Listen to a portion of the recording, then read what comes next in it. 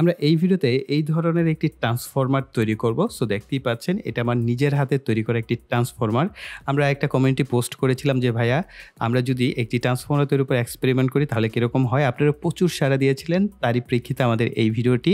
তার জন্য প্রিয় ভাইদেরকে বলবো এই ভিডিওতে আপনারা 500টি লাইকের যে মাইল ফলক দিচ্ছি এটা খুব দ্রুত পূরণ করে দেবেন। আমি বিশ্বাস করি আমি যে মাইল ফলকগুলি দেই সেটা আপনারা খুব দ্রুতই আমাকে পূরণ করে দেন। তার জন্য আপনাদেরকে অসংখ্য ধন্যবাদ। সো চলুন আমাদের এই ট্রান্সফরমার তৈরির উপর এক্সপেরিমেন্ট শুরু করা যাক।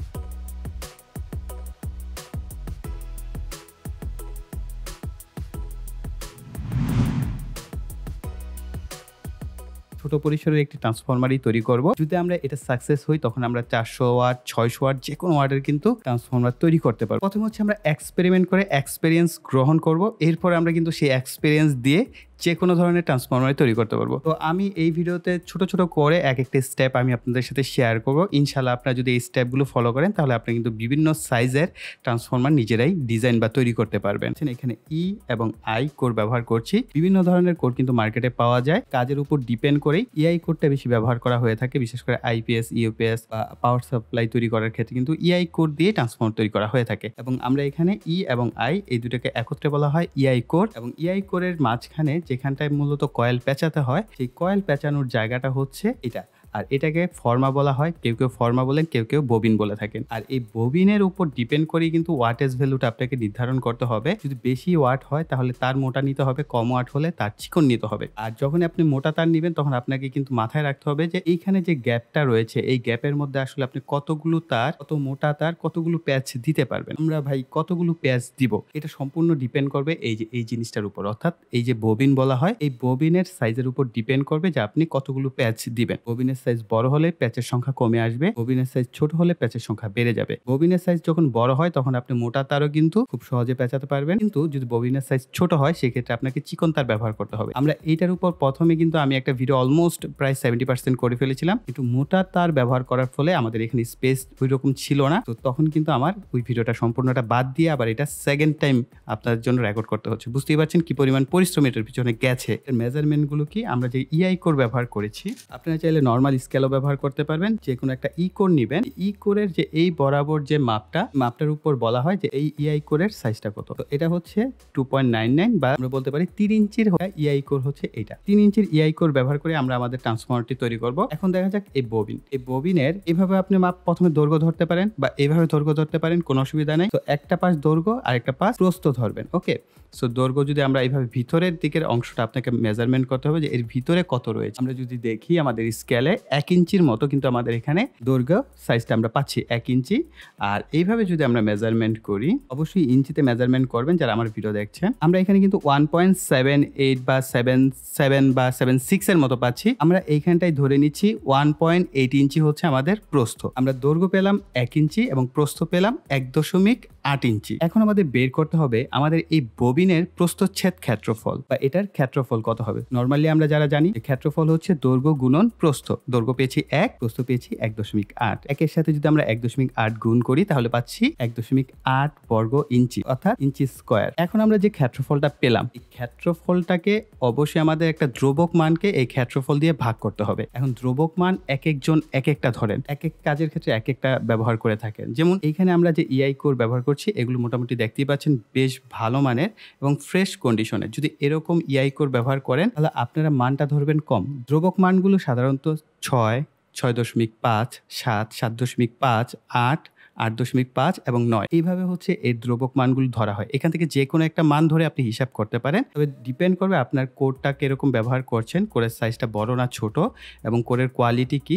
যদি নর্মাল কোর হয়ে থাকে তাহলে আমি রিকমেন্ড করব 7.5 ব্যবহার করবেন, আর যদি খুব ভালো মানের হয়ে থাকে তাহলে 6.5 ব্যবহার করবেন। আর যদি কোরের অবস্থা খারাপ হয়ে থাকে, কোথাও পুরে টুরে গেছে বা পুরাতন কোর ব্যবহার করছেন, সেই ক্ষেত্রে কিন্তু আপনাদের ব্যবহার করতে হবে 8 অথবা 8.5 অথবা 9। আমরা যেহেতু মোটামুটি ভালো মানের কোর ব্যবহার করছি সেই ক্ষেত্রে আমরা ধরিয়ে নিচ্ছি আমাদের ধ্রুবক মান হচ্ছে 6.5। 6.5কে আমরা ভাগ দিব 1.8 দিয়ে, তাহলে আমরা যে মানটা পাবো সেটা হচ্ছে 3.61। যেহেতু পিছনে 6 এর পরে 1 আছে অর্থাৎ 5 এর কম, সেক্ষেত্রে আমরা 3.5 ধরতে পারি। অর্থাৎ প্রতি বোল্টে আমাদের প্যাচের সংখ্যা হবে 3.5টি 3.5 বা 3.5টি টান আমাদের দিতে হবে প্রতি এক বোল্টের জন্য। এক বোল্টের জন্য 3.5টি টান অর্থাৎ 3.5টি টান আমাদের দিতে হবে অর্থাৎ পেঁচাতে হবে। তাহলে এবার হিসাবটা খুব সহজ হয়ে গেল। আপনি 12 ভোল্টের জন্য কতগুলো টান হবে? সহজ হিসাব, 12 ভোল্টের সাথে এই 3.5কে আপনি গুণ দিবেন, তাহলে পাবেন 42টি টান বা প্যাচ। যেহেতু আমরা আমাদের এই ট্রান্সফরমারটির প্রাইমারি সেকশন হবে 12-0-12 অর্থাৎ 12 ভোল্ট, তারপরে 0 ভোল্ট, তারপরে 12 ভোল্ট। আমরা প্রথমে 42টি প্যাচ দিব, তার মাঝখান থেকে সেন্টার টেপ প্রান্ত বের করব, এরপর আমরা আবার আরো 42টি টার্ন বা প্যাচ দিতে হবে। তাহলে আমাদের 12-0-12 কমপ্লিট হবে। এরপর আসা যাক আমাদের secondary section. Secondary section same, আমরা যদি 130 ভোল্টের একটা প্রান্ত বের করি তাহলে আমরা 130 এর সাথে হচ্ছে 3.5কে আমরা গুণ দিব, তাহলে আমরা পাবো 455টি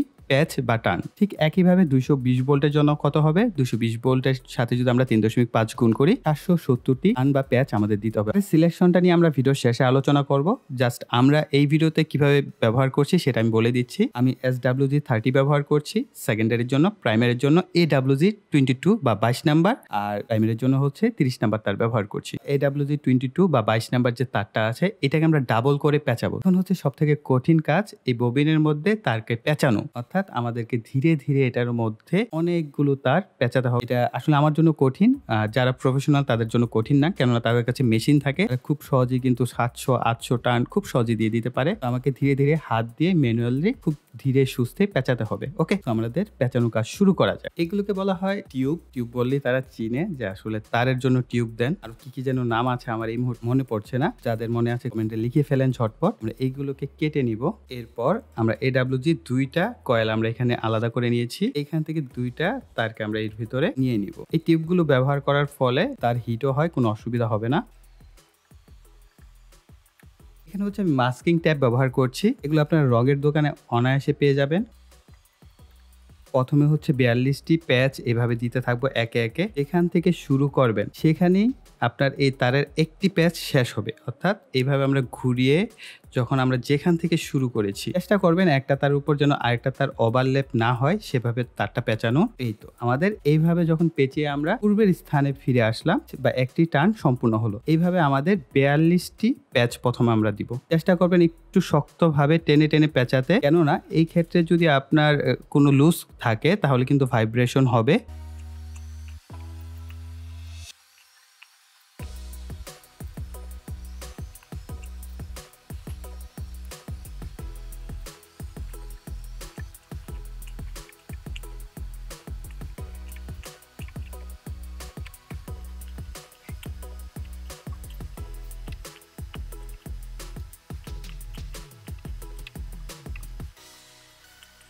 এগুলোকে বলা হয় ইনসুলেশন পেপার, অর্থাৎ এই অপরিবাহী করার জন্য এই ধরনের পেপার ব্যবহার করা হয়ে থাকে। এগুলো আপনারা যেখান থেকে তার কিনবেন সেখানে কিন্তু খুব সহজে পেয়ে যাবেন। এখন আমরা এইটাকে জাস্ট এই ভিতরের দিকে দিয়ে, অর্থাৎ যেটা আমাদের শেষ হয়েছে সেটার ভিতরের দিকে দিব। ওই তারটার দেওয়ার পর আমরা এটাকে ভালোভাবে পেঁচিয়ে নিব। এরপর আমরা এর উপর কস্টেপ লাগিয়ে নিচ্ছি। এখন আমরা আবার পেঁচানো শুরু করব ঠিক একইভাবে। আমরা যেহেতু 20টা প্যাচ দিয়েছি, এখন আমাদের 20টা প্যাচ দিতে হবে এই ক্ষেত্রে আমাদের 12 ভোল্ট তৈরি করার জন্য।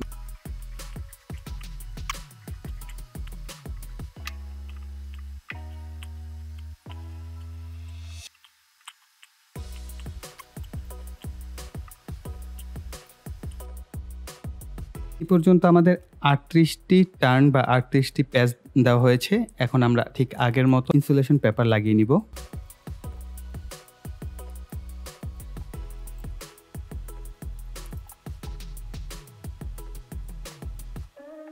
ঠিক আগের মতো আবার পেঁচানো শুরু করে দিব।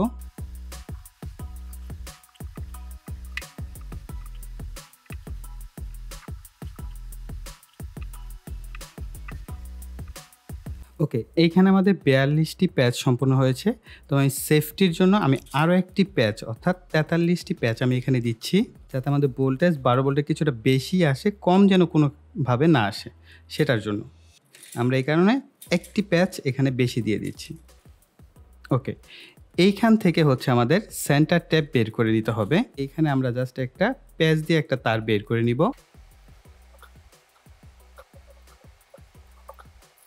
প্যাচ দিয়ে নিলাম।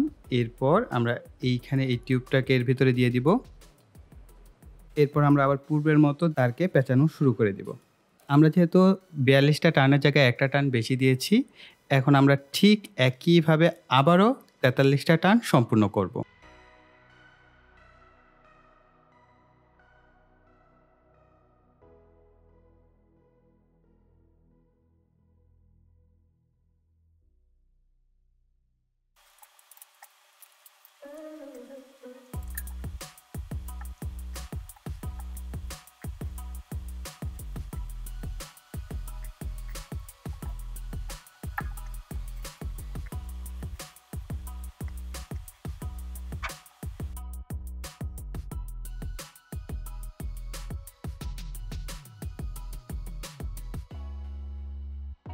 এক্ষেত্রেও ৪৩টা টার্ন সম্পূর্ণ হয়েছে। আমরা এখন এই তারটাকে কেটে নিব।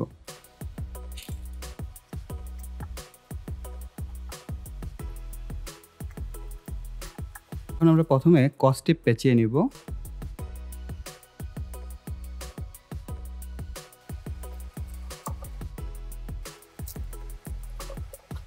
ইনসুলেশন পেপার লাগিয়ে নিব যাতে প্রাইমারি এবং সেকেন্ডারি প্রপারলি সেপারেট হয়। সো এখানে দেখেন অলরেডি আমরা ৩টা তার কিন্তু বের করে ফেলেছি, অর্থাৎ আমাদের প্রাইমারি সেকশন মোটামুটি কমপ্লিট হয়ে গেছে।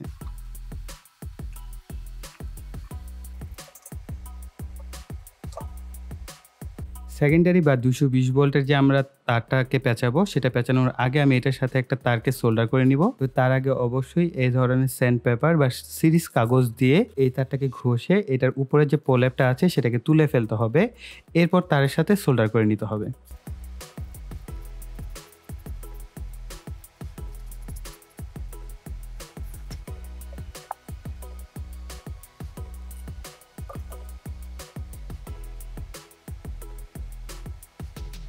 পাচ্ছেন যে আমি একটা চিকন তারকে সোল্ডার করেছি। যদিও এটা চিকন তার, এটা কিন্তু কম্পিউটারের যে পাওয়ার সাপ্লাই আছে সেটা থেকে সংগ্রহ করা। সো মোটামুটি বেশ ভালো মানের তার কিন্তু। সো চেষ্টা করবেন এখানে বেশ ভালো মানের তার ব্যবহার করার। এরপর আমরা টিউব লাগিয়ে নেব এর মধ্যে।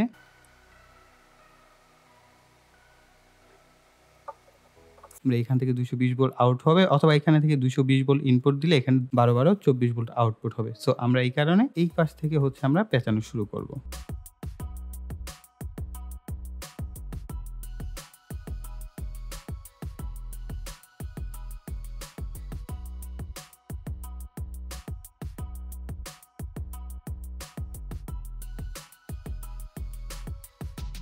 এইভাবে হচ্ছে আমরা ঠিক একইভাবে প্রাইমারি যেভাবে পেঁচিয়েছিলাম ঠিক সেকেন্ডারিও আমরা পেঁচাতে থাকবো। তো দেখেন চিকন তারগুলো কিন্তু মেশিনের মতো করেই আমি পেঁচানোর চেষ্টা করেছি যতটা নিখুঁত করা সম্ভব হয়। এখানে মাস্কিং টেপ লাগিয়ে নিব যাতে আবার পরবর্তীতে আমাদের যে পেঁচানোটা এটা অ্যালাইনমেন্ট অনুযায়ী হয় সেজন্য। ঠিক পূর্বের মতো আমরা আবার পেঁচানো শুরু করব একইভাবে।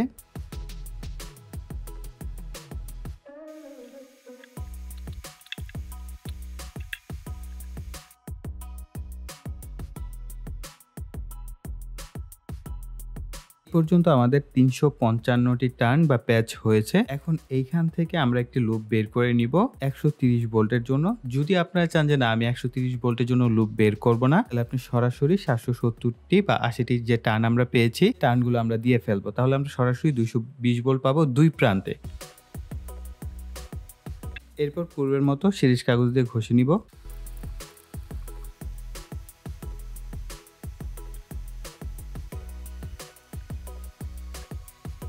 ৩৫৫ থেকে ৭৭০টি যে টার্ন সংখ্যা রয়েছে এই বাকি টার্নগুলো দিয়ে ফেলবো।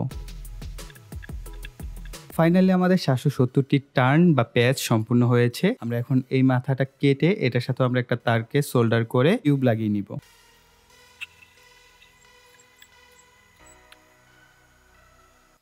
ভালো করে কস্টেপ পেঁচিয়ে নিব। সাদা বা আমরা এর আগে যে কালোগুলো ব্যবহার করেছি এগুলো একই, জাস্ট এটা দেখার সৌন্দর্যের জন্য আমি সাদা রংটা ব্যবহার করছি। আপনারা চাইলে সেম কালো রঙেরটাও ব্যবহার করতে পারেন। ফাইনালি আমাদের ববিনে যে তার পেঁচানো সেটা সম্পূর্ণ হয়ে গেছে। আমরা এর ওজনটা একটু চেক করে দেখব যে কত গ্রামের মতো হলো। পুরোপুরি 260 গ্রাম। এই 260 গ্রাম থেকে যদি আমরা 10 গ্রাম বাদ দেই তাহলে আমরা সুপার এনামেল কপার ওয়্যার ব্যবহার করছি 250 গ্রামের মতো। অর্থাৎ বুঝতেই পারছেন, আপনি যদি এরকমভাবে আমার মতো হুবহু এই ট্রান্সফরমারটি তৈরি করতে চান তাহলে আপনাদের ববিনে যে তার পেঁচাতে হবে এটা 2টা তার মিলে কিন্তু 250 গ্রামের মতো প্রয়োজন হবে। ই এবং আই কোর সেট আপ করবো। সো ই এবং আই কোর সেট আপ করার নিয়ম খুবই ইজি। জাস্ট এক পাশ থেকে একটা ই কোর এভাবে ডান পাশ থেকে ভিতরের দিকে দিবেন, এরপর বাম পাশ থেকে আরও একটা ই কোর দিবেন। যেই পাশে আপনার আই কোরের জন্য একটা জায়গা খালি থাকবে ওই পাশে একটা আই কোর সেট আপ করে দিবেন। ঠিক সিমিলার আবার ডান পাশ থেকে আবার একটা ই কোর দিবেন, এই পাশে একটা আই কোরের জায়গা গ্যাপ হবে, এখানে আবার একটা আই কোর দিয়ে দিবেন। অথবা আপনি চাইলে প্রথমে ই কোরগুলোকে সেট আপ করবেন, এরপর চাইলে আপনি আই কোরগুলোকে সেট আপ করে নিতে পারেন।